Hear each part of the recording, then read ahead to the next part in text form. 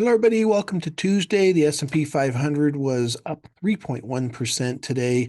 We had a jobs report for new openings that came out at 10.1 million open jobs. It was at 11.2, all-time high of 11.4 million jobs.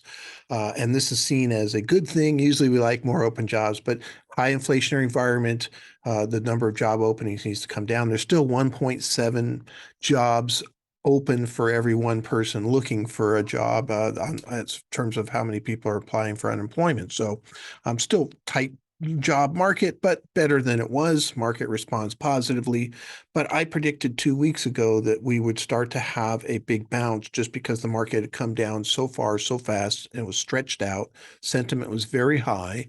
And lo and behold, we're now having this bounce as expected. And, a big piece of this is short covering. So if somebody shorts a stock, they sell it in the market and then they wait for it to go down and then they buy it back. And if they're covering, like crazy, like they're doing now, they're buying a lot of stock back. And we saw, according to Goldman Sachs, the most shorted stocks were up 6.5% today versus, the S&P 500 was up 3.1. So you can tell where the money's coming from, where the volume is coming from.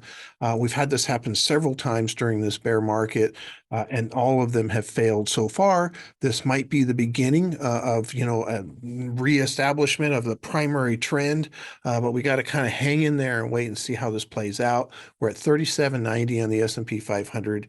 We have a lot of resistance at 3900.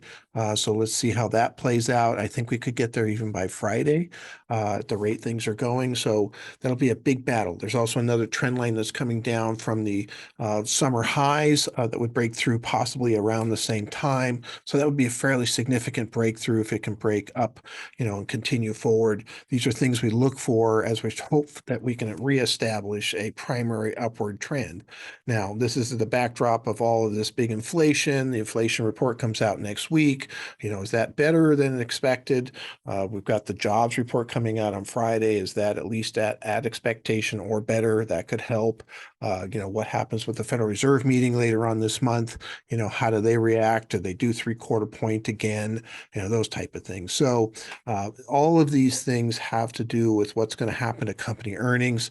And we are seeing a drop down now in analyst expectations of company earnings. And that's partly why we're seeing the stock market fall. Kind of need to see that turn around at some point in time too. So all kinds of things going on right now. Very interesting time to be watching. And so look forward to talking to you tomorrow to see what happens with this particular run up and see where it's going. Thank you very much.